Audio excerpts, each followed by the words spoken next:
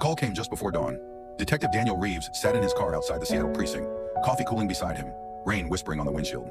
Another missing girl, 22, last seen leaving the university library. No witnesses, no struggle, just gone. Reeves rubbed his temples. That made 6 in 3 months. He'd been on homicide long enough to know patterns when he saw them.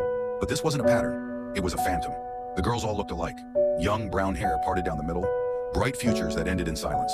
Whoever was taking them moved like smoke. No fingerprints, no forced entry. Just the same vanishing act. At first, the department called it coincidence. Then coincidence became panic. The city was afraid. Mothers walking daughters to class. News anchors whispering the name they'd given the faceless predator. The campus killer. Reeves hated that name. It made the man sound like a myth. But monsters weren't myths. He knew that too well. The first real lead came in July 1974 at Lake Sammamish State Park. 2 women approached the police saying they'd been approached by a man. Handsome, polite, wearing a cast on his arm. He called himself Ted. Said he needed help loading a sailboat onto his car. He drove a tan Volkswagen Beetle. Reeves read the report twice. Ted, a common name, but something about it gnawed at him. The manipulation was deliberate. A fake injury, a request for sympathy, a trap. He drove to the park himself that evening, walking the trails as daylight fell. He tried to imagine it. A smiling man, charming, harmless, leading women away one after another. He saw the picture clearly, how the world dropped its guard for kindness. That was the first time Reeves realized what they were up against. Not a shadow lurking in alleys, but a man who looked like everyone else. Weeks turned into months. Bodies surfaced in the woods east of the city. Skeletal remains, impossible to identify except by dental records. Reeves stared at the photographs under the harsh white light of the morgue. The forensic pathologist spoke softly, clinically, but the words faded into static. Each skull told a story of trust betrayed. The press exploded. The pressure grew unbearable. Then came the tip. A woman from Utah phoned in, saying she'd dated a man who fit the description.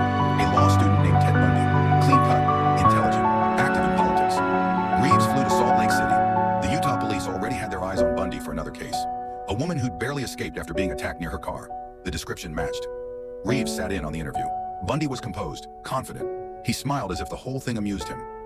"I think you've got the wrong man," Bundy said calmly. "But I understand. People get scared. They see patterns where there aren't any." Reeves said nothing. He just watched. The eyes were wrong. They were alive but hollow, like mirrors that reflected nothing back. Bundy was arrested months later for possession of stolen plates and burglary tools. A weak case, but enough to keep him. Reeves flew back to Seattle with relief. The killings had stopped, for a while. But then in Colorado, 2 women vanished from mountain towns hours apart. The details were too precise to ignore. Bundy was in custody, wasn't he? Reeves called the Aspen jail. The voice on the other end was trembling. He escaped. Reeves froze. "What do you mean escaped?" "Jumped out of the courthouse library window during his preliminary hearing. We were reading him his case files." Bundy had simply leapt to freedom. For days, Reeves barely slept. He pictured Bundy laughing as he vanished into the trees. It was impossible, and yet it wasn't.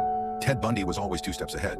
When they caught him again, it was only after he'd stolen another car and been stopped on a routine traffic check. Reeves flew out again, haunted by déjà vu. Bundy seemed even calmer now, almost smug. "I think you like chasing me," he said once, half smiling through the bars. "You need me, detective." "Without me, what would you do with yourself?" Reeves said nothing. But that night in his motel room, he realized the truth. Bundy was right. He did need him.